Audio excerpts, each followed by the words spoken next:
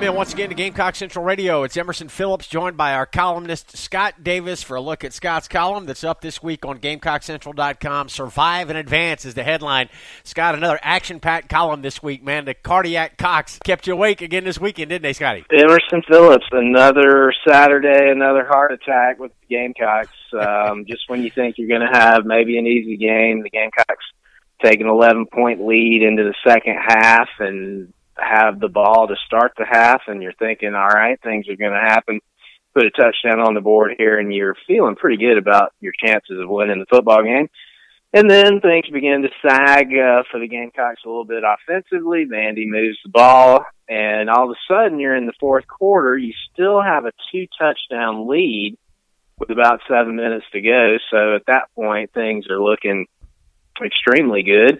Before you know it, Vandy has the football with a chance to tie in the final minute to 2 minutes. And so once again, South Carolina, depending on its defense, to try to ward off someone as they march toward the end zone with a chance to either tie or win. Third time that's happened this year. I just don't know if I can take any more of this stuff. All right, so the Gamecocks had an 11-point lead at halftime, had the ball to start the second half, and there Vandy was at the end of the ball game with a chance to go down the field and tie, but the Gamecock defense held again, as they have done in several critical situations late in ball games this year. And the Gamecocks are now 6-2. So Scott, it's not the cardiac cocks; it's the Pepto Bismol cocks. Yeah, I'm nauseous. My stomach's upset. My heart's pounding. Just about everything you would need Pepto Bismol for, this team provides, and so that's why I called them the Pepto Bismol cocks in this week's column. So it has been a true roller coaster in every definition of the word for South Carolina this year. Even the two losses, Kentucky and Texas A&M, were games that South Carolina had opportunities to win and let slip away. So really, almost every game this season, other than the Arkansas game and even the Missouri game, Missouri burns out to a 10-0 lead. The final score wasn't that particularly close, but there were tense moments in that game. So the Arkansas game, really the only breather that South Carolina's had in 2017, and that game is looking more and more shocking by the second. It's hard to imagine that the Gamecocks just blew the doors off an SEC opponent as they did in that game. And so I think if South Carolina wins any more games this year, we can probably count on them being excruciating, at least for part of the time. 6-2 now for the Gamecocks, Scott, and I texted Wes Mitchell during the second half of the game on Saturday, and I said, I love this team, dude. And, you know, without Deebo Samuel and without Bryson Allen Williams, I just don't think a lot of folks would have thought the Gamecocks would get to 6-2, so it's been a good run to this point. No doubt. Even with those two guys, I think many people wouldn't have picked South Carolina to go to a bowl for the second consecutive year under Will Muschamp. There just wasn't a lot of confidence in this football team. The SEC Network, as I've mentioned many times this year, picked South Carolina to go 4-8. A lot of other pundits picked something similar. And so for the Gamecocks to have 6 wins after only playing 8 games with a third of the season left to go, that's a really, really nice step forward for the Muschamp staff in South Carolina. They have a couple more winnable games on the schedule. You still have Wofford, a team whose option attack always gives South Carolina fits, but the bottom line is that's a game you've got to win if you're South Carolina and you're an SEC team. Then you've got Florida at home, and unfortunately just announced at noon, so that's not the time slot you want probably if you're a Gamecock fan, but nonetheless, it's at home. It's a Florida team that is struggling, that has just fired its head coach, Jim McElwain, in an extremely surprising move. And so that's another game that looms as being exceedingly winnable. You know, so you're looking at a possibility of 7-8 wins. Georgia, Clemson, you know, who knows what's going to happen with those. But if you can get to 7 or 8 wins this year in year 2 of the Will Muschamp regime, that's just a very positive step forward for the program. No doubt about it. All right, Scott, let's get to the teeth of your column this week. Survive and Advance is the headline of Scott's column that's up on Gamecock Central right now. We invite you to check it out. 9 Deebo Samuel large pepperoni pizza game balls this week, Scott. Well, the Gamecocks, you know, Vandy has struggled defending the run the last couple of weeks, and I think South Carolina clearly wanted to establish the running game, and unfortunately for them, that's not something they've had a whole lot of success doing this year, but they did on Saturday. A.J. Turner gets the game ball. He ran for over 120 yards and did so with a running style that was very refreshing to see. He was attacking the holes, running directly for daylight whenever he had an opportunity. There was no dancing on the part of A.J. Turner. But he also showed the ability to break it outside, use his speed on the edge, and turn the corner. He just ran with some real authority on Saturday, as did Mon Denson, who was entering the season fourth on the depth chart. He comes out there at some crucial moments in the second half when the Gamecocks faced third and short, which has just been literally a house of horrors for them this season. If they've been third and short and fourth and short, it just hasn't happened, quite simply, for them this year. And he ran straight into the line and just bulled Vandy defenders forward to pick up some really crucial first downs when the game was on the line. So those two guys really showing Gamecock fans some things that they've been wanting to see this year. Yeah, the Gamecocks have had real problems converting short yardage situations into first downs this year. So you wrote in your column this week, Scott, how refreshing it is to see South Carolina picking up 3rd and 1, short yardage first downs. Mon Denson was the back that got it done this weekend. Absolutely. I wrote, you almost got the feeling he was jogging in from the sideline saying, hey, enough of this stuff. Let's just run forward and get these tough yards. And that's exactly what he did. And if South Carolina is going to continue to win this season, they're going to, as they have all year, face many, many times where they have a 3rd and 1, a 3rd and 2 that they're going to need to find a way to pick up. The fact that they showed several times on Saturday that they could do that was a huge positive. And I think no matter how you felt about the overall picture in this game and how crazy things got towards the end, that was definitely a stepping stone for the games ahead. Gamecock place kicker Parker White gets a game ball this week as well. Scott, he made 2 field goals, but he also missed one, and that was the 10th missed field goal this year by Gamecock kickers. Yeah, it's been an absolute theme park ride watching the kicking game this season.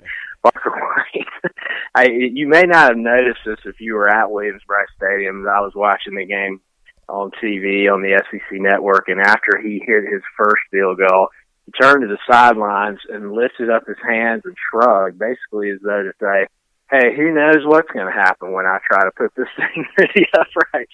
It was one of the funniest things I can remember seeing watching a college football game in a while.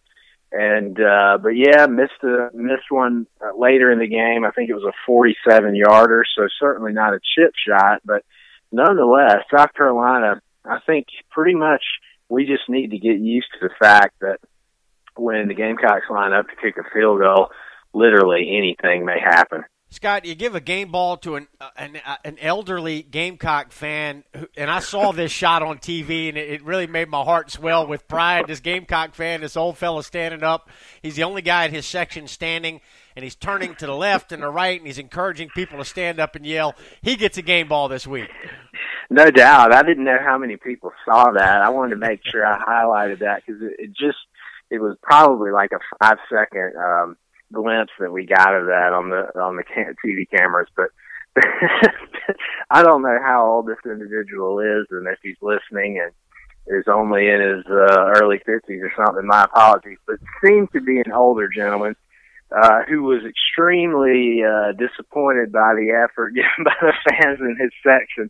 And that's something Gamecock fans have talked about kind of ad nauseum over the last, 10 or 15 years, which was that, one thing I've heard a lot of was there are so many older Gamecock fans who have long-time season ticket holders who don't like to stand up, who don't like to cheer, and those are the folks who are keeping us from having a really rabid atmosphere at Williams-Brice Stadium. And this shot showed the exact opposite happening. It was an older gentleman who was encouraging the rest of the people in his section to stand up and was doing so very, very vehemently, and you love to see that kind of stuff as a fan. SEC Network analyst Andre Ware gets a game ball this week as well. Scott, I think he's becoming a very popular figure among Gamecock fans. And rightly so. Andre Ware is one of the rare analysts, as I've said several times on this podcast, who has the ability to tell it like it is without seeming condescending. I don't know where you learn that skill. I just know that very few announcers have it, and he does. And but one thing he has done is repeatedly praised the play of Jake Bentley. He did so last year, pretty much said the sky's the limit for Jake Bentley. He said he has all the tools. And that's not just a guy saying that. You can tell from his analysis during the game that he has gone to practice in the week leading up to the game, seeing what Jake Bentley's doing, talked to the coaches, and has just simply been very impressed with what he's seen. And that actually means something, since Andre Ware actually won the Heisman Trophy when he was the quarterback at the University of Houston and then went on to a career as a quarterback in the NFL. So I tend to believe what a guy like that has to say. And, you know, Jake Bentley's had a bit of an up and down sophomore campaign. I don't think there's any denying that. But we know the tools are there. We do see the flashes of brilliance. And I think what Andre Ware really likes to see is the leadership qualities that you see from Jake Bentley, and that's something that we may not appreciate until Jake Bentley's career is over here. Scott, one thing I like about your columns is that you're pretty even-handed. It's not all seen through garnet and black glasses, and Vanderbilt actually gets a couple of game balls this week. Kyle Shermer, the Vandy quarterback, gets one, as did Vandy head coach Derek Mason's sleeveless, ribbed, it was a vest jacket of some kind. Yeah, we'll start with Kyle Shermer. You know, I try not to give opposing players game balls because there's no fun in that for me, obviously, as a Gamecock fan. But, you know, I think there was a little bit of a sense of doom and gloom from some Gamecock fans after this game, that the defense had not performed as well as we've been seeing them perform the last few weeks, and that was going to bode ill for what South Carolina was going to be able to do for the rest of the season. And one thing we forget as fans of a particular team is that at times the opponent is just simply playing very well. And I didn't think there was anything fluky about Kyle Shermer's performance the other day. He was just firing on all cylinders, and there really wasn't much South Carolina could do about it. He's a guy who has shown signs of having some skills at quarterback for Vandy, but you know, with Vandy, you're always probably going to face a deficit in terms of the athletes you have versus the athletes of the team that you're playing. But on this particular day, I thought he performed about as well as he possibly could in trying to lead his team to victory on the road. And quite honestly, I didn't really get into this in the column, but I thought Vandy's offensive coaching staff had a very good game plan for this game. They came into it trying to do everything that South Carolina would not expect them to do. It took South Carolina off guard early.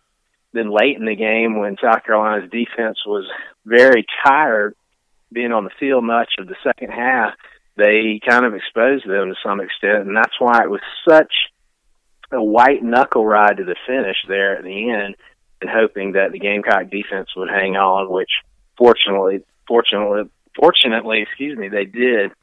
Vandy coach Derek Mason looking very stylish on the sidelines. He had a almost skin-tight black ribbed sleeveless vest on that just a very good look for him. And so let's give credit where credit's due.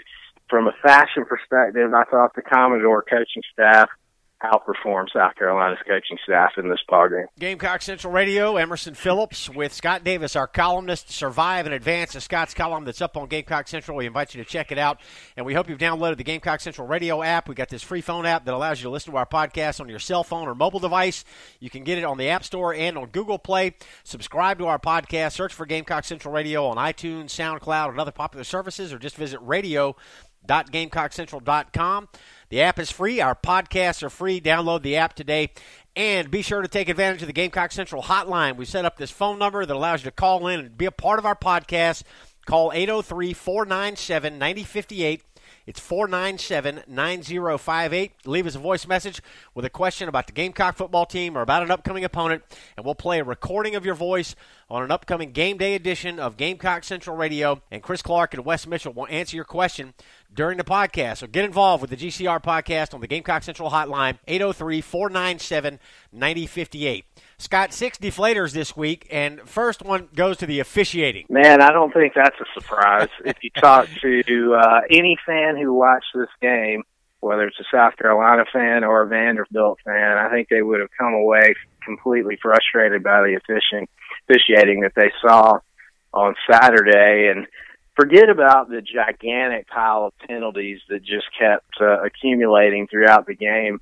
The main argument was just the sheer inability the officials seemed to have to control the flow of the game. The checking out of replays seemed to take an eternity. There was one point where nobody could figure out whether it was third down or fourth down, and they had to check the monitors to find out, and somehow that took 5 minutes. I mean, I don't know how long you need to look at the monitor and see that the sign on the sideline said that it was third down. So it's hard to understand what happened there. But the second quarter, as a result, ended up seeming to last for hours. Even the announcers commented on it. And beyond that, there just was no consistency in the way the game was called. Vandy was flagged for targeting early a couple of times in the first half, drawing the ire of Vandy coach Derek Mason. And then in the second half, late, Jake Bentley was, while sliding out of bounds, hit directly in the helmet by a Vandy defender. So we had 2 different things going on there. One was that he was targeted with the helmet, and 2, he was out of bounds. So either it was targeting or it was unsportsmanlike conduct or something, but somehow or another that didn't get called for a penalty. So we just had no idea, fans of either school, where the officials were coming from in this game, and it made for an extremely frustrating watch.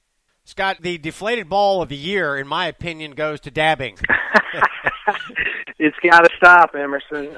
It is a plague, not just in football, but on society itself. I mentioned that as far back as maybe late 2015, we were seeing some of the presidential candidates from both parties dabbing at some of their rallies as kind of a way to show all of us regular folks that they're just like us. And once I saw that, I knew the dabs days were numbered and that it was over for that as a trend. And sadly, after Parker White, who had such a roller coaster day, I enjoyed his shrug celebration after a made field goal, but did not enjoy him dabbing after he got to the sidelines, joined in dabbing by some fellow Gamecock teammates. So my advice to the Gamecocks is to swear that off forever, and that's also my advice to every other human being in the world.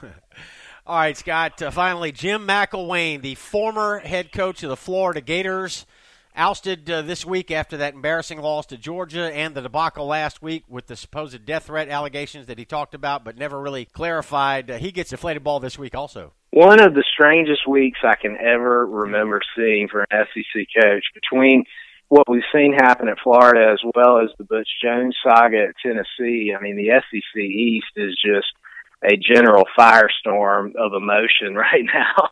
Jim McElwain coming out at midweek, really kind of out of nowhere and apropos of nothing, to tell the media that he and some members of his team had received death threats from Florida fans, and he just wanted to remind everybody how tough it is to be a head coach and in major college football. And that had just about everyone who heard it scratching their heads. And then he followed that up by overseeing his team getting absolutely drilled at the world's largest cocktail party by Georgia to the tune of 42-7. A game that Florida has really dominated for much of the last 25 years, to be honest. And they were smoked by the Georgia Bulldogs. McElwain follows that up with an extremely emotional press conference with a quavery voice where he at times appeared to be on the verge of breaking into tears, and I was watching with my dad, and my dad said he just looks like a broken man right now, and he really did. And of course, not long after all of those things happened, we learned that Jim McElwain had been relieved of his duties as head coach of Florida with, I think they've got 5 games left to go in the season, or 4 games left to go in the season. So what a strange turn of events. McElwain winning the SEC East both years, his first 2 years as Florida's head coach, and then does not make it through his 3rd season. So that just goes to show you never know what's going to happen for any head coach in the SEC. Yeah, very bizarre situation involving Jim McElwain. So he gets a deflated ball this week, and now the Gamecocks head to Athens to take on the undefeated Georgia Bulldogs. Scott, you close your column this week saying that 2017 for the Gamecocks is going better than expected. You don't know if you've enjoyed it, but you know you wouldn't trade it. Absolutely. I mean, if you look at the seasons Florida and Tennessee, for example, that I just mentioned are having, I'd certainly much rather be 6-2 with 4 games left to play and a couple of winnable games left on the schedule than either of those programs who look to be in total turmoil right now. And so maybe I haven't enjoyed these games that much. This coming weekend looks like a very grim prospect for the South Carolina Gamecocks in Athens, Georgia, a game that at this point, for reasons that escape me, I am planning to attend. And so we'll see what happens out there. But either way, this season's been a success for South Carolina, and I would much rather be us than some of our SEC East brethren right now. Good stuff this week, Scott. Survive in Advance is Scott's column on GamecockCentral.com. Scott, we appreciate your work, and we thank you for joining us on the GCR podcast. Always a pleasure, Emerson. Talk to you next week. All right, the pleasure's ours. That's Scott Davis, and I'm Emerson Phillips, and this is Gamecock Central Radio. Thanks for being with us.